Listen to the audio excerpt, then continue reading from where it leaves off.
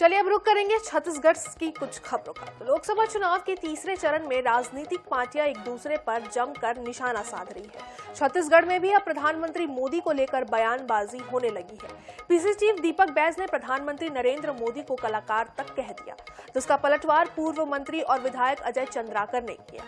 बैज ने कहा कि प्रधानमंत्री से बड़ा कोई कलाकार नहीं हो सकता। भाजपा ने पहला चुनाव काला धन, दूसरा चुनाव पुलवामा को लेकर लड़ा।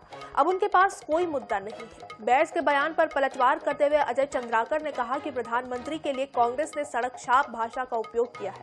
कांग्रेस नेताओं को माफी मांगनी चाहिए। चंद्राकर ने बैज को स्क्रिप्टेड नेता बताया। वहीं बैज ने कहा कि अजय चंद्राकर के बयानों को कोई गंभीरता से नहीं लेता।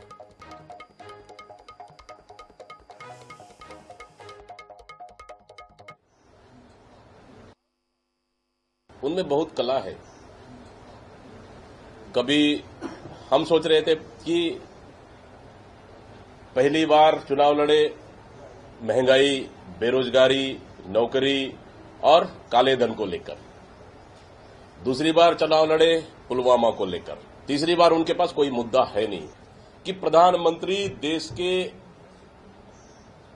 सभाओं में जहां जहां चुनावी सभा लेंगे वहां आपको वो गड़ियाली आंसू बहाते हुए, रोते हुए दिखेंगे। ये कला है उनकी, ये कलाबाज है, इसलिए उनसे बड़ा कलाकार कोई है भी नहीं।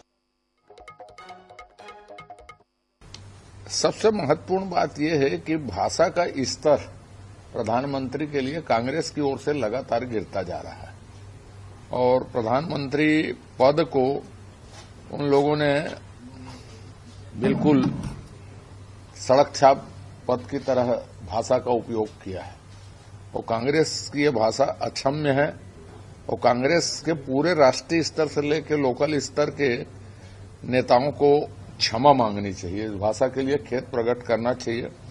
रहा सवाल दीपक बैज जी का, तो वो स्क्रिप्टेड लीडर है।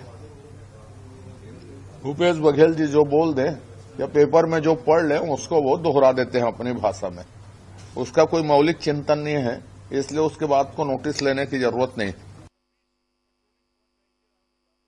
अजय चंद्राकर जी का बयान को कोई भी गंभीरता से लेता नहीं है, नंबर एक। नंबर दो, अगर प्रधानमंत्री जी का बयान देश के हित में अगर मंगलसूत्र बयान है तो भारतीय जनता पार्टी के लिए अच्छा होगा। अगर प्रधानमंत्री जी का बयान धर्म, जाति, धर्म के आधार पर चुनाव लड़ रहे हैं, भगवान के नाम से चुनाव लड़ रहे हैं, तो ये भारतीय जनता पार्टी को फायदा होता होगा। लेकिन प्रधानमंत्री के बयान और भारतीय जनता पार्टी के नेताओं के बयान से न देश की जनता को फायदा दिख रहा है, न देश के मतदाताओं को फायदा दिख रहा है, न युवाओं को, न किसान को। इधर छत्तीसगढ़ में तीसरे चरण के मतदान में सिर्फ 2 दिन बाकी है। इस बीच एक बार फिर पूरा चुनाव महिलाओं पर केंद्रित होता नजर आ रहा है। कांग्रेस जहां नारी न्याय गारंटी के फॉर्म के जरिए महिलाओं तक पहुंचने में जुटी है, वहीं भाजपा महतारी वंदन योजना की लाभार्थी महिलाओं का सम्मेलन कराकर उन्हें साधने की तैयारी कर रही है। देखिए।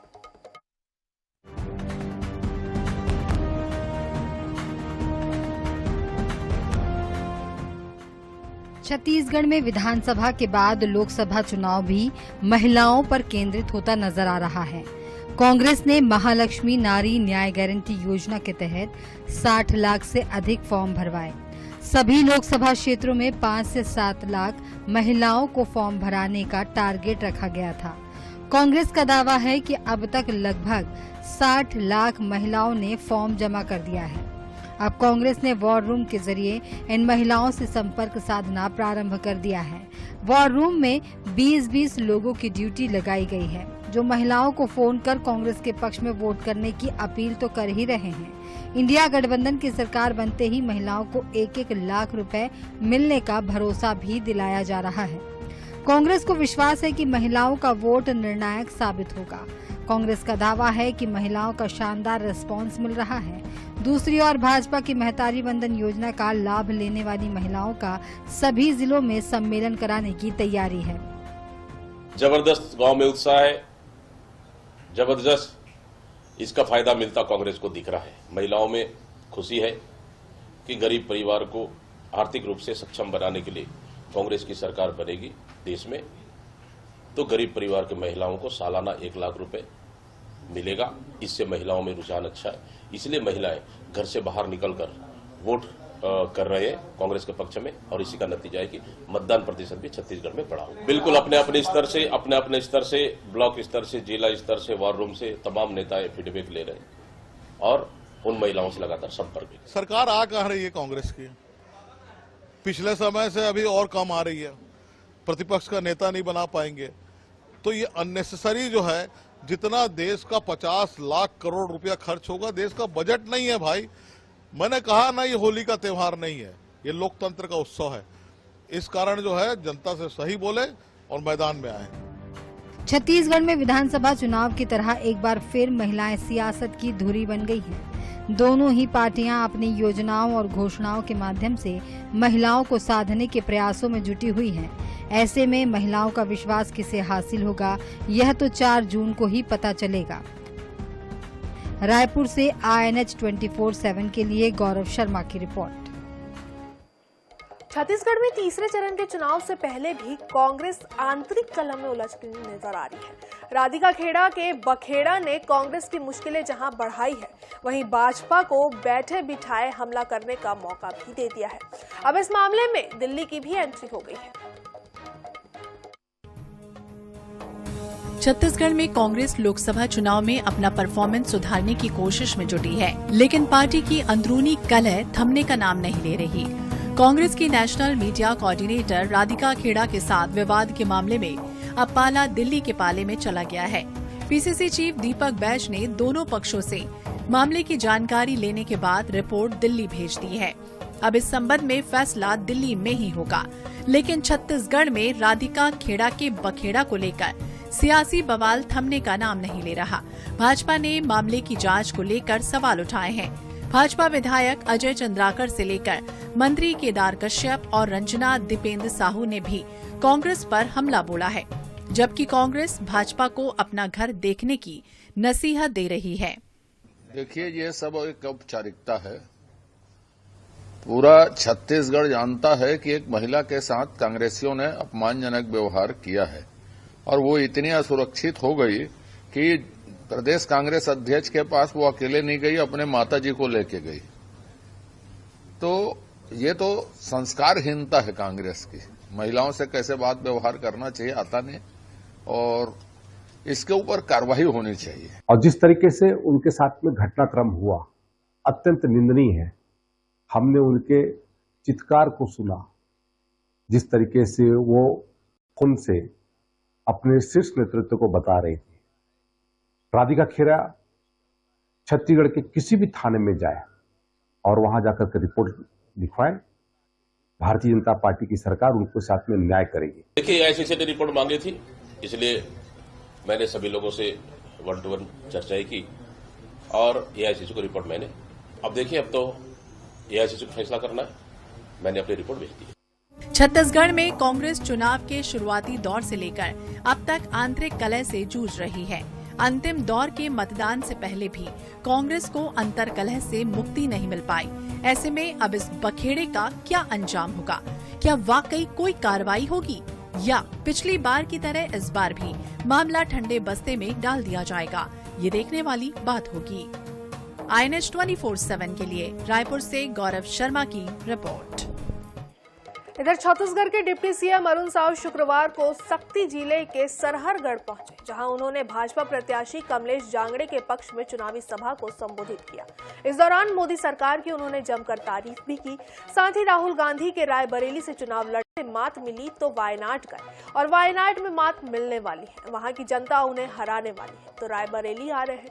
पर रायबरेली की जनता ने पहले से निर्णय लेकर संकल्प लेकर रखा है राहुल गांधी को वापस भेजने का।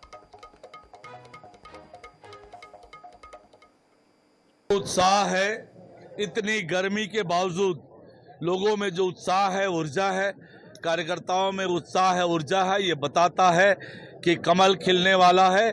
नरेंद्र मोदी जी तीसरी बार देश के प्रधानमंत्री बनने वाले हैं। अमेठी से मात मिली तो वायनाड गए, अब वायनाड में मात मिलने वाली है, वहां की जनता उन्हें हराने वाली है, तो रायबरेली आ रहे हैं, पर रायबरेली की जनता ने पहले से निर्णय करके संकल्प लेके रखा है राहुल गांधी को वापस भेजने का। रायबरेली में भी वो हारने वाले हैं। इधर लोकसभा चुनाव में तीसरे चरण की वोटिंग की तैयारी चल रही है। इस बीच दलों के चुनाव प्रचार में आई तेजी के बीच दल बदल का सिलसिला भी जारी है। शनिवार को भाजपा के प्रदेश अध्यक्ष किरण सिंह देव की मौजूदगी में स्पर्श अस्पताल के एमडी डॉक्टर दीपक वर्मा ने भाजपा की सदस्यता ली। वहीं भाजपा प्रदेश अध्यक्ष किरण सिंह देव ने आईएनएस न्यूज से खास बातचीत की। इस दौरान उन्होंने पूर्व मुख्यमंत्री भूपेश बघेल के साय साय वाले बयान पर कहा कि साय साय का मतलब काम फटाफट करना होता है। पूर्व सरकार ने कुछ नहीं किया, हम साय साय काम निपटा रहे हैं। साथ ही उन्होंने कहा कि कांग्रेस का काम तमाम है, हम 11 की 11 सीट जीत रहे हैं। स्पर्श में है डॉक्टर के बीच में, किरण भैया कितने जीत का दावा? बिल्कुल 100%।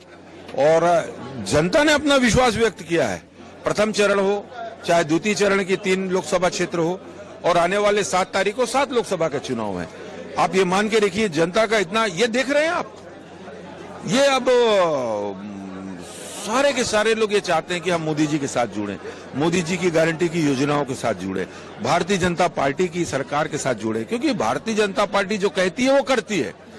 और कांग्रेस ने पिछले 5 साल में सिर्फ ठगने, लूटने का और अत्याचार करने का काम किया जनता के साथ। निश्चित रूप से उसका परिणाम भी उनको भोगना पड़ा है।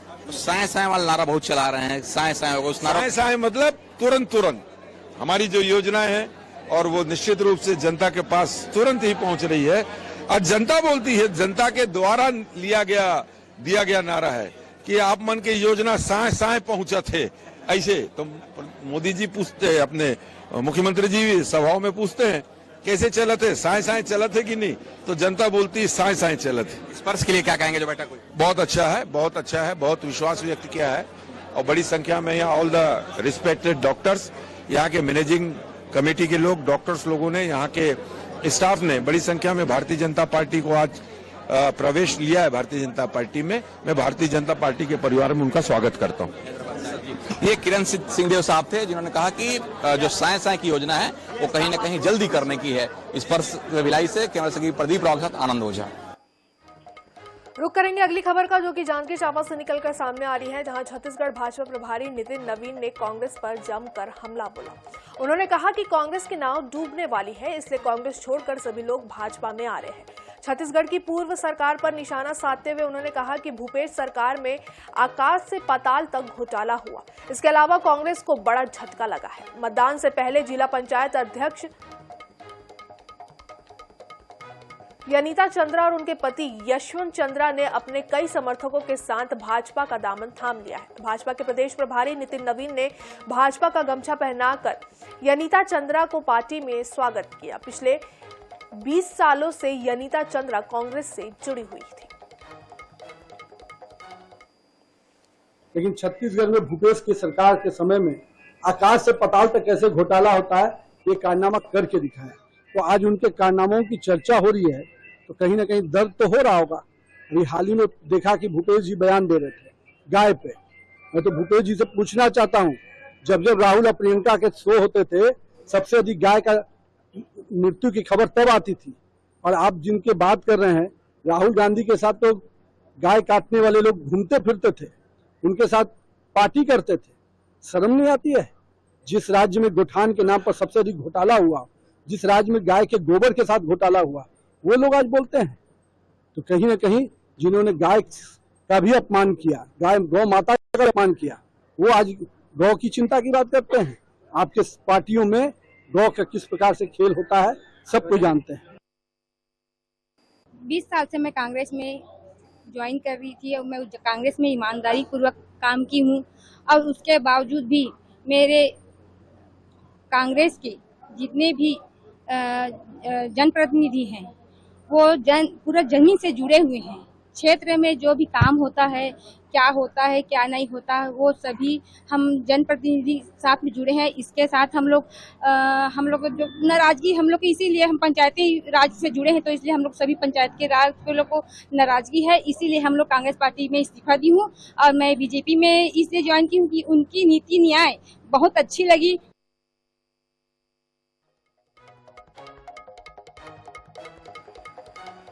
इधर सूरजपुर के करंजी गांव में बीते दिनों ग्रामीणों ने पुल निर्माण की मांग को लेकर चुनाव बहिष्कार का ऐलान किया था। आईएनएच ने इस खबर को प्रमुखता से दिखाया था।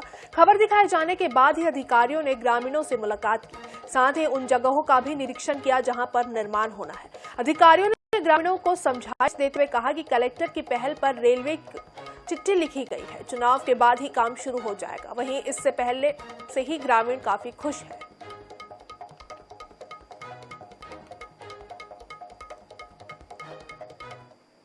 हमारे यहाँ लोकसभा निर्वाचन की तैयारियां चल रही हैं सूरजपुर में, जिसके लिए मैं सभी से अपील करूंगा कि 7 मई को सुबह 7 बजे से लेकर शाम 6 बजे तक अपना मत जरूर डालें, जिसके लिए हम सभी ने एक नारा दिया है कि बढ़ावो सूरजपुर के मान और चला संगी करबो मतदान। तो सभी का स्वागत है, मतदान केंद्र में आइए और स्वागत करिए, हम आपके लिए प्रतीक्षा कर रहे हैं। खबरों का सिलसिला जारी रखते हुए चलिए अब बात करते हैं जांजगीर चांपा की, जहां 7 मई को मतदान होगा। मतदान को लेकर प्रशासन ने कमर कस ली है। जिले में 815 पोलिंग बूथ बनाए गए हैं। वहीं चुनाव के लिए वाहनों का अधिग्रहण भी शुरू कर दिया गया है। जिले में कुल 350 वाहनों को अधिग्रहित किया गया है, जिसमें 250 बस और 100 4 पहिया वाहन शामिल हैं। लोकसभा में 7 मई को जो है चुनाव होना है और चुनाव के लिए जो है प्रशासन की तैयारियां बृहद स्तर पर जारी है। वाहनों का आज जो है अधिग्रहण किया जा रहा है और अधिग्रहण की प्रक्रिया शुरू हो चुकी है। एडीएम साहब हमारे साथ है जो अधिग्रहण की पूरी कार्रवाई का जायजा ले रहे हैं। जी सर, कितनी गाड़ियों का अधिग्रहण करना है, कितनी पार्टियां होंगी और कब तक रवाना होंगी गाड़ियां? आगामी लोकसभा निर्वाचन जो कि 7 मई को है और 6 मई को सामग्री डिस्ट्रीब्यूशन होना है, उसके लिए जिले में 815 मतदान केंद्र बनाए गए हैं, जिसमें 75 सेक्टर जोन्स है और 153 रूट्स है। लगभग 250 के आसपास बसेस की व्यवस्था की गई है, 100 के आसपास छोटे वाहनों की व्यवस्था की गई है और इन वाहनों को व्यवस्थित रूप से जो विधानसभा वार खड़ा करवा दिया गया है। मैक्सिमम वाहनों का अधिग्रहण हो चुका है, कुछ वाहन अभी आना बाकी जो कि कल तक पहुंच जाएंगे। पार्टियां कब तक रवाना होंगी? पार्टी 6 तारीख को सुबह उन लोगों को 6 बजे के आसपास बुलाया गया है। कोशिश की जाएगी कि लगभग 12 बजे के आसपास सभी पार्टियां यहां से अपने मतदान केंद्र के लिए रवाना हो जाए। जी देखिए, पूरी तैयारियां कर ली गई है। पार्टियां जो 6 तारीख को रवाना होंगी उसके लिए वाहनों के अधिग्रहण आज से शुरू कर दी गई है और 6 तारीख को पार्टियां सुरक्षा व्यवस्था के साथ रवाना होंगी। मुकेश सिंह बैस, INS 24/7, जांजगीर चांपा। इधर बलौदा बाजार में 7 मई को लोकसभा चुनाव के लिए मतदान होना है। मतदान को लेकर प्रशासन ने कमर कस ली है। प्रशासन की ओर से एक बैठक की गई, जिसमें शांतिपूर्ण मतदान के लिए अपनाई जाने वाली प्रक्रियाओं की जानकारी दी। बता दें कि मतदान में शांति व्यवस्था बनाए रखने के लिए जिले में 1000 से अधिक केंद्रीय बलों की तैनाती होगी।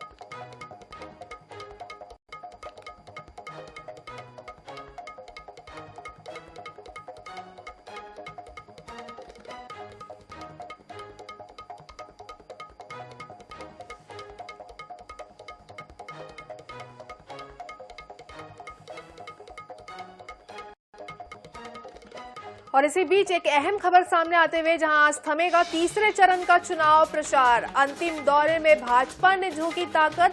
आज छत्तीसगढ़ आएंगे भाजपा अध्यक्ष जेपी नड्डा। सूरजपुर में करेंगे चुनावी सभा को संबोधित। केंद्रीय रेल मंत्री अश्विनी वैष्णव रायपुर में करेंगे प्रचार। चुनावी सभा से भाजपा के पक्ष में करेंगे वोट करने की अपील। तो सूरजपुर में चुनावी सभा को संबोधित करेंगे जेपी नड्डा। आपको बता दें, केंद्रीय रेल मंत्री अश्विनी वैष्णव रायपुर में प्रचार करते हुए नजर आएंगे, जहां वो चुनावी सभा से भाजपा के पक्ष में वोट करने की अपील करेंगे। तो जेपी नड्डा का छत्तीसगढ़ दौरा है, अंतिम दौर है और पूरा जोर लगाती हुई अब भाजपा नजर आ रही है। अंतिम दौर में भाजपा ने अपनी पूरी ताकत झोंक दी है।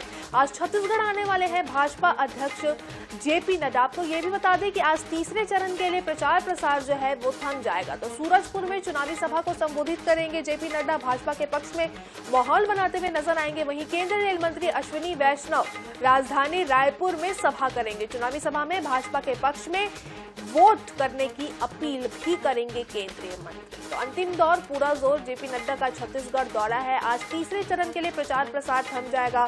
7 मई को तीसरे चरण का मतदान होना है, जिसको लेकर प्रचार प्रसार आज प्रदेश में थम जाएगा। इसी की वजह से भाजपा ने जो है अपनी पूरी ताकत अंतिम दिन में, अंतिम दौर में जो झोंक दी है। आपको बता दें कि भाजपा के राष्ट्रीय अध्यक्ष जेपी नड्डा का छत्तीसगढ़ दौरा है आज। रुक करते हैं पलारी का, जहां तीसरे चरण के मतदान की तैयारियां। 7 मई को डाले जाएंगे वोट। शहर में पुलिस ने निकाला फ्लैग मार्च, लोगों से की मतदान करने की अपील। तो तीसरे चरण के मतदान की तैयारियां है।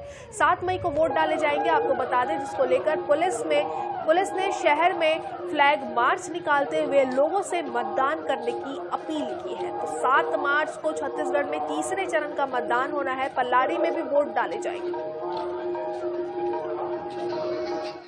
और इसी के साथ इस बुलेटिन में फिलहाल इतना ही। मुझे दीजिए इजाजत। नमस्कार।